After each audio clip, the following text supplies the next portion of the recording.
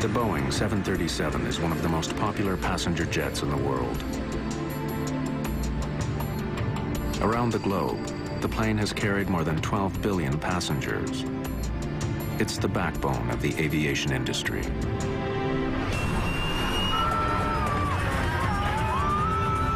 But in 1991, something happened on board a 737 that sent shudders through the world of aviation. Oh my Lord. A deadly crash has investigators scrambling.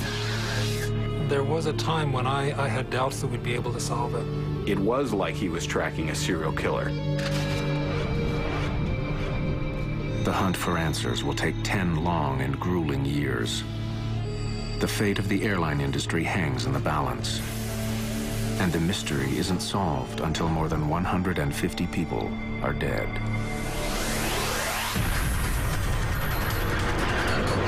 Mayday, Mayday.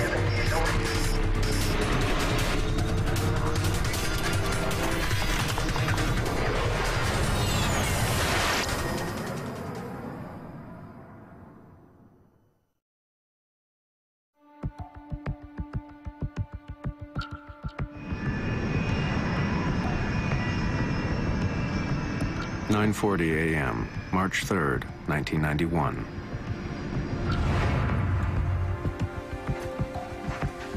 After a short 17-minute trip from Denver, United Airlines Flight 585 is on final approach into Colorado Springs. It looks like a perfect day for flying, but there's trouble in the air.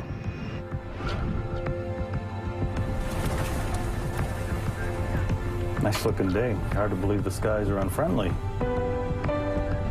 There's been heavy turbulence during the flight, and forecasters are calling for violent wind gusts over Colorado Springs. Never driven to Colorado Springs and not gotten sick?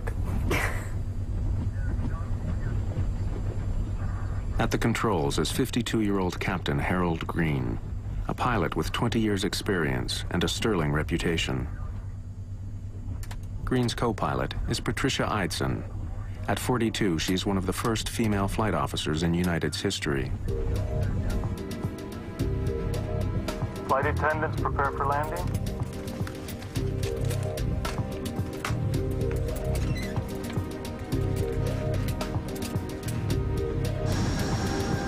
At Colorado Springs Municipal Airport, Air Traffic Controller James Rayfield is ready to bring Flight 585 in. United 585, report the airport in sight. Got it? Yep.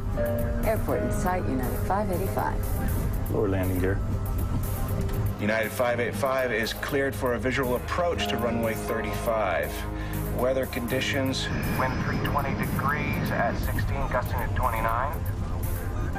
As their speed decreases, 585 becomes more vulnerable to the turbulence. Eidson wants to know what other planes have experienced on landing. Any reports lately of any loss or gain of airspeed? Yes, ma'am. 500 feet, a 50-knot loss. At 400 feet, a 50-knot gain. And at 150 feet, a gain of 20 knots. Sounds adventurous, thank you. Starting on down.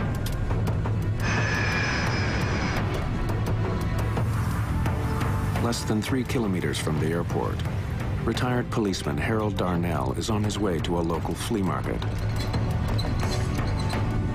A kilometer above, Green and Eidson focus on keeping their speed constant as they descend. Wait, a 10-knot change here. Yeah, I know. Awful lot of power to hold that airspeed. As United 585 approaches the runway, Darnell feels something strange. Oh, what the heck was that?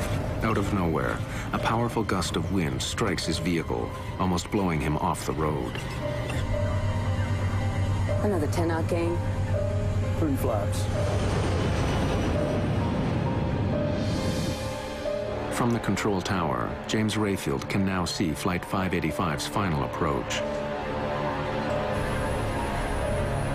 As the aircraft closes in on the airport, the ride gets even bumpier. Well, we're at 1,000 feet. Then, without warning, the 737 starts to spin out of control. Oh, God, stop!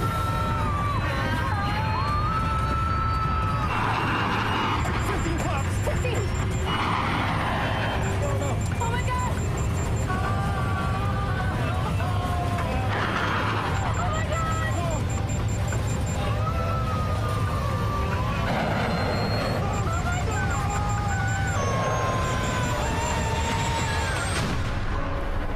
Oh my lord. Crash! Crash!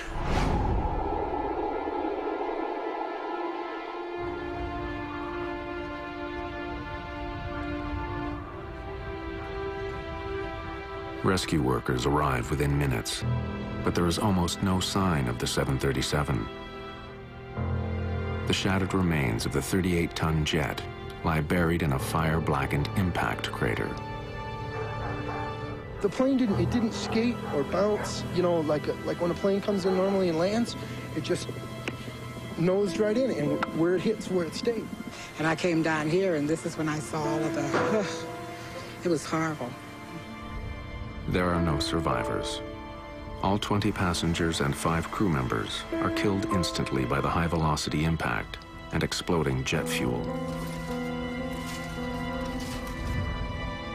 In 10 violent seconds, Colorado Springs has become the site of one of the most mysterious air crashes in aviation history.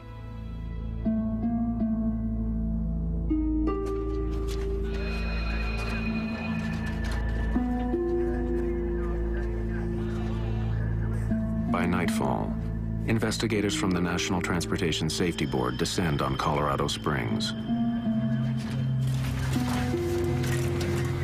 Known to insiders as tin kickers, NTSB investigators examine over 2,000 aviation accidents a year, at times by picking through the metal debris of fallen aircraft. While coroners mark the location of human remains in red, NTSB investigators mark scraps of metal in yellow, looking for clues to help them solve the mystery of what happened on board Flight 585.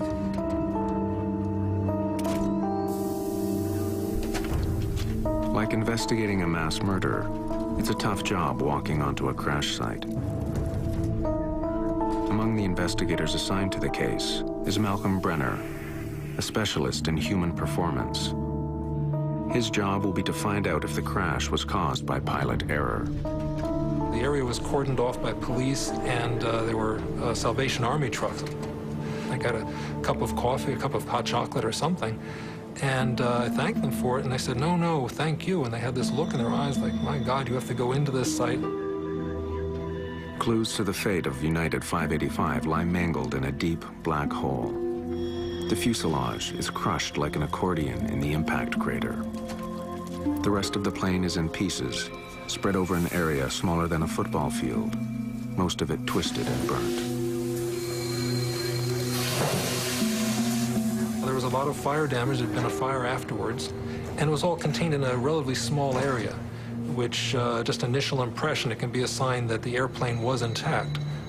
If there was a mid-air explosion or something came off the airplane, you'd expect that to be a much larger site. My first sense that it was going to take some time to investigate the accident was the damage that we saw in the parts. When they're burnt and broken, the process always takes longer. But with their work just beginning, members of the NTSB have no clue that the case of United 585 will become the longest crash investigation in aviation history.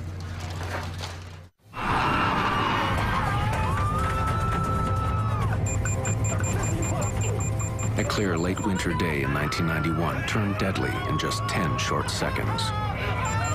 Moments from landing in Colorado Springs, United Airlines Flight 585 fell out of the sky at 370 kilometers per hour. Crash! Crash!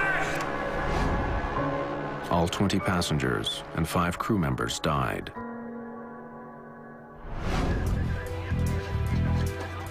The National Transportation Safety Board